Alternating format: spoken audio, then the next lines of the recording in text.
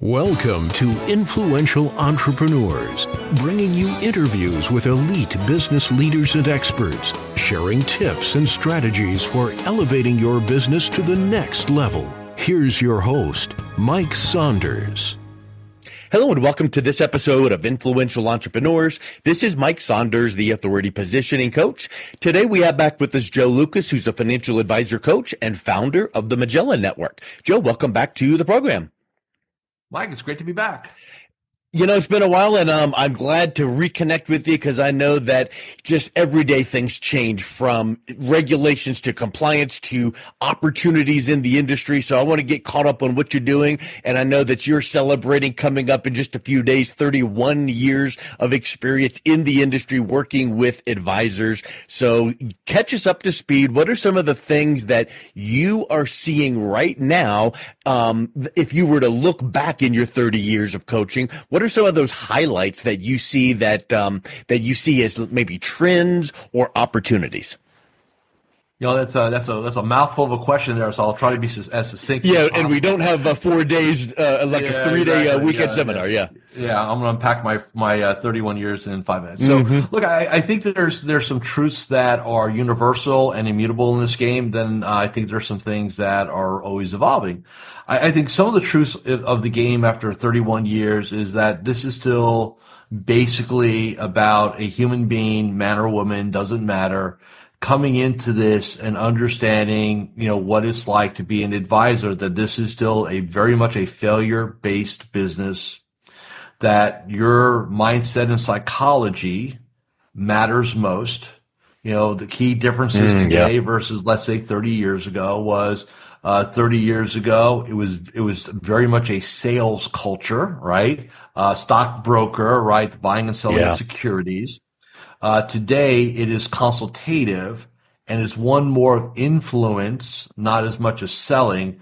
But at the end of the day, it's still about the advisor facing their fears. It's just that the framework that we operate under has changed somewhat, evolved, if you will. And then there's the obvious pieces of, technology centric now as an industry, versus the way it was 30 years ago and stuff like that. So if you look at, like there's an old saying in sports, an athlete in the 50s, would they still be, a champion in the 2020s? The answer is yes, because they have the mental makeup, right? Would Wilt Chamberlain still dominate NBA, in this day and era? Yeah, because training was better, nutrition is better, sports medicine is better, stuff like that. So the advisor who was successful mentally in the 1990s, as long as they adopted their approach, would still be successful today. So the success laws are universal. The challenge, though, you asked me a question like, what am I seeing out there? We as an industry have this real big challenge where we just don't have enough young people in it right now. Yeah. 2/3 of the advisors are going to be hanging it up by 2030. That's the last numbers that I saw. And that's going to really put us, so if you're a young advisor, it's a great place to be. Just don't fail and don't quit. We're even with AI, and a lot of people are talking about, artificial intelligence is going to come in. Yeah. And AI is going to come and have a profound impact in back office operations, analytics, all those things. But it's not going to replace the human to human connection. It won't. Yeah. It will supplement it, but it's not going to replace it. And I think, that's a message that I think our industry is not really clear on yet. The larger, I'm not going to get into names, but the larger organizations would love to get rid of their advisor ranks because they're expensive, right? And they would love to bring technology and automation into it. And I think there'll be some attempts at that. But when you really think about it, I don't think anybody is going to go and go get an AI bot therapist or companion or. So I still think we're very much going to be in the people business for the foreseeable future, right? Going forward. So I think that's the one thing. I think at one level, this business has gotten easier because of technology. I think at one level it's gotten more challenging because the young people are coming to this business. Well, let's face it. They grew up on Xbox and social media and using their thumbs on their phones more.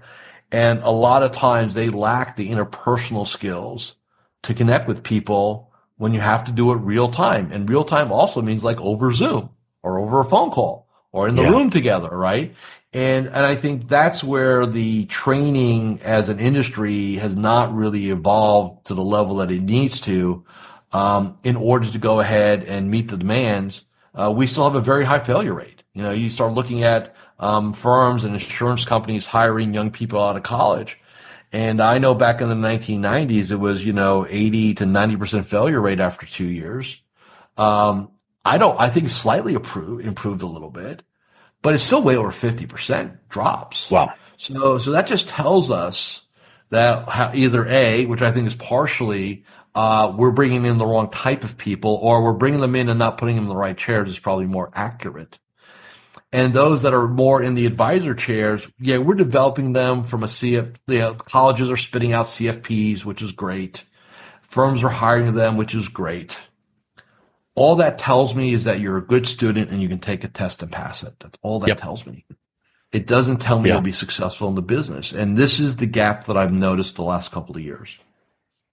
You said a mouthful there, and we need to unpack a couple of those things, because I think that there is just massive opportunity to go deeper on what you said, relationships.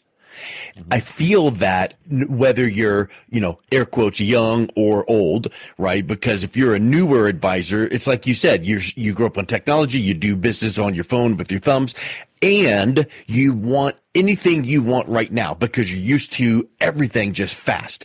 And I also feel like the seasoned advisor that goes, you know what? I'm noticing shifts in my business, and people are, using technology more.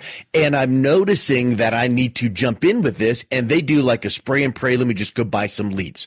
Well, I feel like that there are some great things with technology, with buying leads if you do it the right way. But I really want to ask your opinion on how do you really get it through an advisor's mindset, that foundation of having a deep relationship with your clients, but also the relationship attempt to develop a prospect into a client goes way past a quick text, a social media message, or buying a lead and spray and pray. All great questions. So there are a lot of, and look, everything works for somebody. So the question is what works for any specific advisor. So whether you're doing seminars live, seminars online, one of these lead gen programs that are out there doing internet leads, stuff like that. I've got clients that do it all. And, if you really think about it, all those things are designed to do, all those systems, if you will, are designed to do is get you in front of a qualified person. That's all it's designed to do. And a lot of times what happens is then the advisor is not equipped to convert that, prospect into a client. And why is that? Because there's a fatal flaw in all of our industry training, which is let's just make our people really smart and bright, technically proficient, and logic and information will, and this, Mike better than I do. Human beings are emotional decision makers, and you just can't logic your way into that conversation. And that is the massive gap. So, but here's the thing, here's the interesting part about this.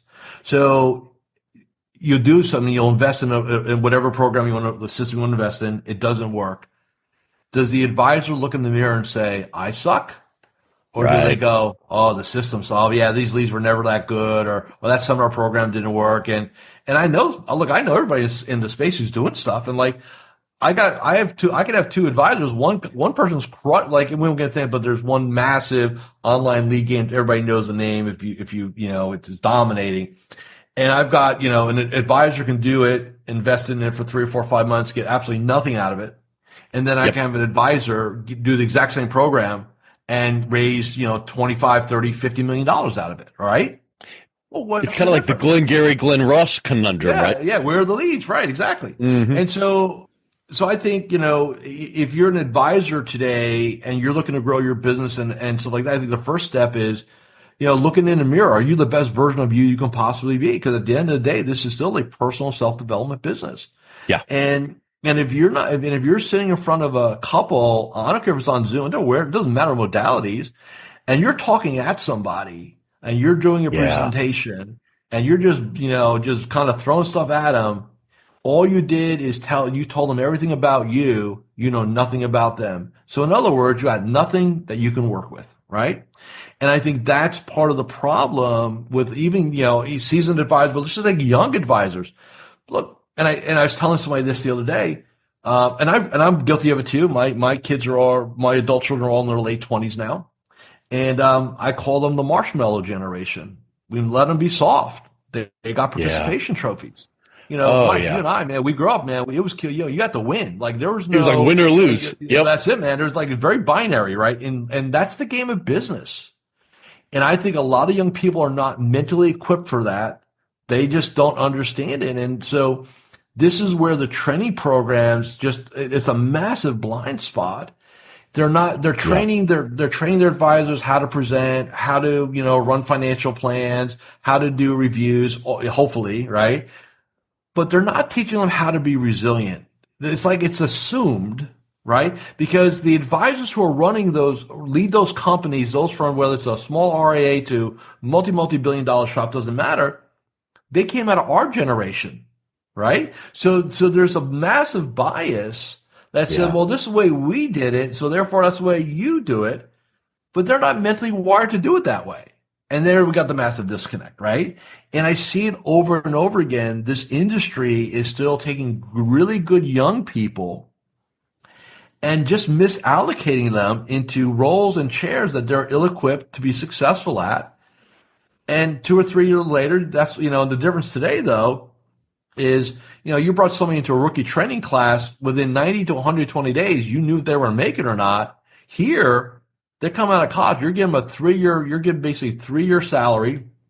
You're going to have them finish their hours for their CFP. So you're going to have between 150, 200, maybe between 150, $250,000 as an organization invested in this young person with maybe a 50% success rate. I just don't think that's good business. I just don't. That's a great point. Right?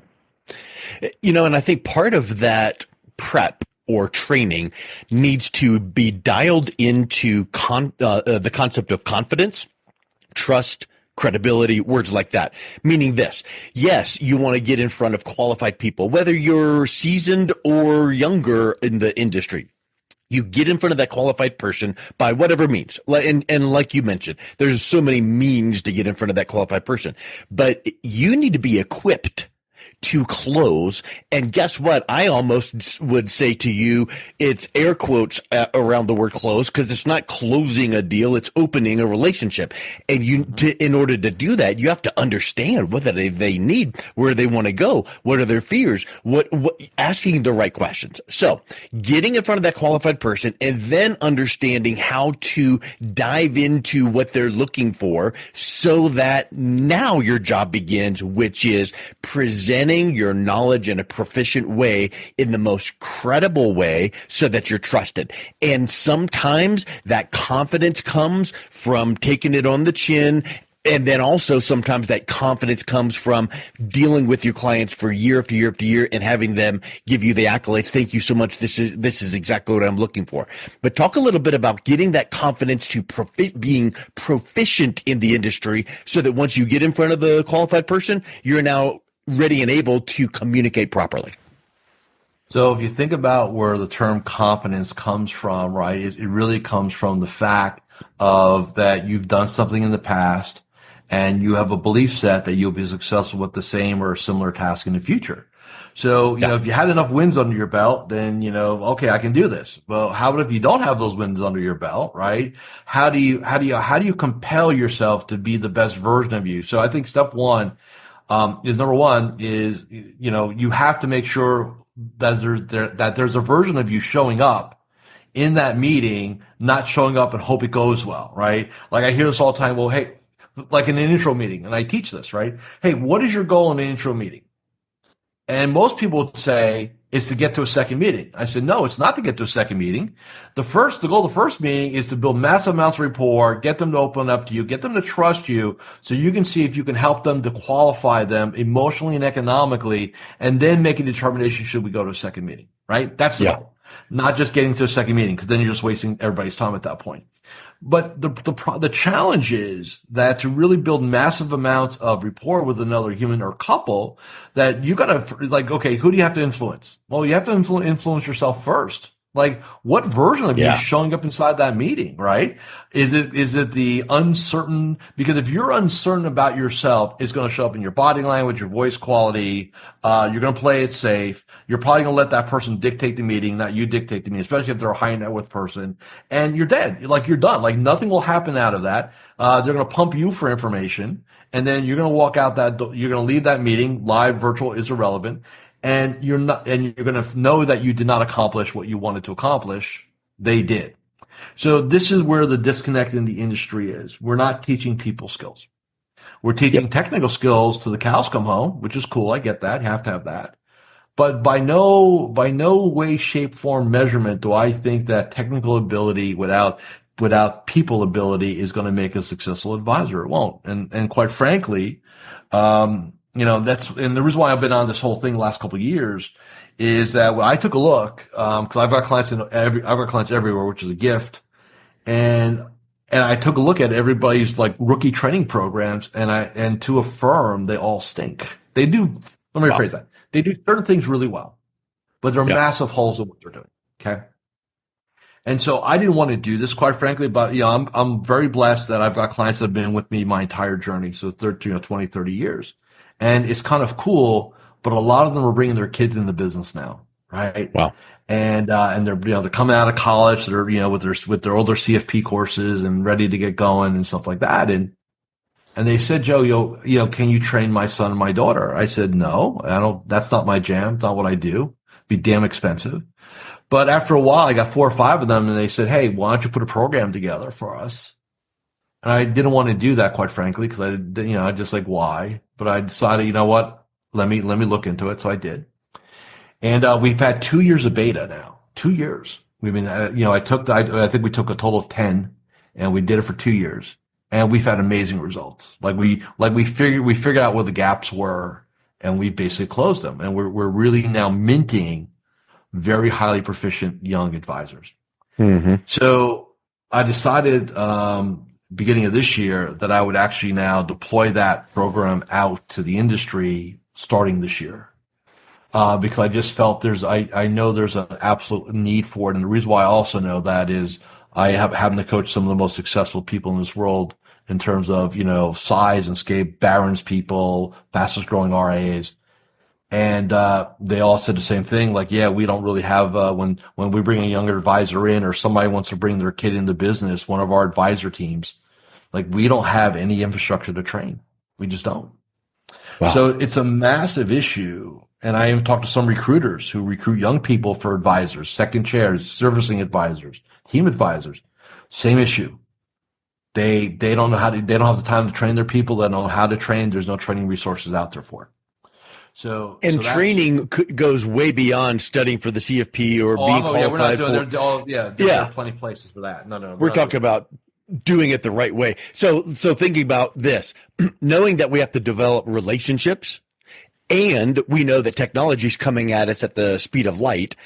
What gaps did you see in this, and how do you close that gaps to help these younger advisors integrate the two? Because you can't just use technology, and you can't just, go and meet and greet people in person. You have to have an integration. No, that's correct. So I'm in a bit of a unique situation because back in the 90s when I worked for the Tony Robbins organization, we did, we were not the personal power division. We were the corporate training division. And we actually, through a couple of partnerships with Dr. Robert Cialdini before he was really Dr. Robert Cialdini, we created this really high level influence course and we taught it on Wall Street back in the early 90s. And all it needed was really an update into kind of our world. So what we teach now is really, there's some NLP based about building rapport and liking. We take a lot of Cialdini stuff about liking, scarcity, authority, and reciprocity. And we deploy that inside of a model now. And what we do is we teach young advisors how to build massive amounts of rapport with people, even online, even over the phone. We teach them the art of effective questioning. See, here's the thing. Most advisors, when they think sales, they think presentation. And the reality is that's the furthest thing from the truth. It's now about consultativeness. Yeah. And the way you become consultative is you ask great questions with rapport and empathy, and you get the truth. So now we train that. And then at that point, it's just kind of connecting the dots. If you know what a person needs, what they want, and what their wounds are, coupled with their 6 human needs and the hierarchy of those 6 human needs and their vehicles, you basically have an emotional roadmap on how to persuade, influence, and coach that person to get them to their desired outcomes with you. Yep. And that's the framework that we teach. It's very sophisticated. I love it. So the neat thing with what you do with the younger advisors is you don't have to worry about teaching old dogs new tricks, because, you know, trying to teach an older advisor how to do that questioning, consultative approach could be hard. You know, well, I've just always done it this way. So a younger advisor, they're like almost like a blank slate, and you're able to go, hey, look, research shows and studies show that when you are asking questions, you're the one that is seen as that expert. And then now you listen, and then you use strategic silence, you know, the old shut up. Yep. So I think that that's an interesting opportunity you have, which is you've noticed gaps out there, but now you're working with these same people that if they are willing to say, you know, teach me Obi-Wan Kenobi, now they're learning the right way, that right foundation without doing it wrong. And we're saving a lot of careers. And I think the other thing is now they become successful, they get their confidence back.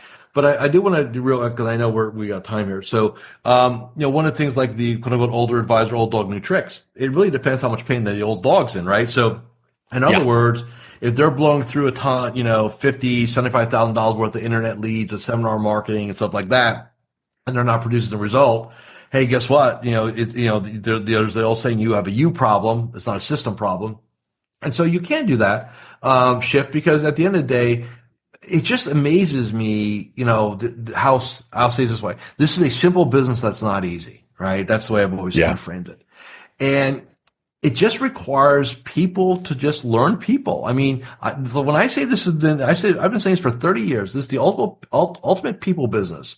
You got to master yourself. And once you master yourself, then you can create mastery of others. That's not a negative term. Is that you'll have the power to really sit down with any human being and influence them. And that, to me, when I can take a younger advisor and I can put them in front of a couple who's in their late 50s, early 60s, looking for retirement planning, and that advisor now is totally armed on how to connect, the questions to ask, how to reframe them. We do reframe, pre-frame, deframes, right? Elegant objection handling, all those things, scoped out inside the framework. Not that we're turning them into salespeople. That's not the goal. The goal is to turn them into really good influencers and really good coaches. That's and problem solvers. Well, at the end of the day, that's what a good coach does, right? Self-problem. You see around the corner before the client does, so you anticipate the problems. And then if a problem does present itself, you handle it as elegantly as possible, right? That's what a great coach does. So that's my mission now. Is I still love what I do. I'm going to do it to the day I die. But now I have a certain affinity and affection for really wanting to help young people. I want to take my 30 years of wisdom and I want to transfer it to young people so they can be rock stars in their career going forward. Otherwise, if you didn't do that, and if there weren't more people focusing on that, the whole industry could crumble in a sense, because you've got these people that are coming in, trying it, failing, and then all the old guard are now aging out. And so you're looking at this as a macro going, I want to do my part to save the industry and bolster it and make it remain successful. Yeah, and that's the byproduct. The initial thing was I want my clients' kids to be successful. So how do I need to train them, right? And that's what we've done for the last 2 years. And we just, and the more I dug into it, the more I realized that, my clients are not in a very unique situation at all. It's a very prevalent situation and problem in the space. And for firms, like I said, it's $150,000 to $200,000 delta. If somebody fails out, man, you get no return on that investment. Zero, right? and time suck. Put all the time into recruiting and training, doing your version of training, right? And at the end of the day, so the way I position it is, look, this is like an insurance policy on your young advisor's success. We're gonna increase the probability, and not guarantee it, but we're gonna increase the probability of them being very successful, which means you're gonna get a very good return on that person over a longer period of time. That sounds like a win to me. It does as well. Well, Joe, it's been a real pleasure catching back up with you. You're doing great things in the industry. If someone is interested in diving in deeper, connecting with you, what's the best way they can do that? I would say my website's probably best, coachjoe.guru. There you go, right? So COACHJOE.GURU. Find me there. Awesome. And we'll make sure to have that in the show notes as well. Joe, thank you so much for coming back on. It's been a real pleasure chatting with you. Thank you, Mike. You've been listening to Influential Entrepreneurs with Mike Saunders. To learn more about the resources mentioned on today's show or listen to past episodes, visit www.influentialentrepreneurssradio.com.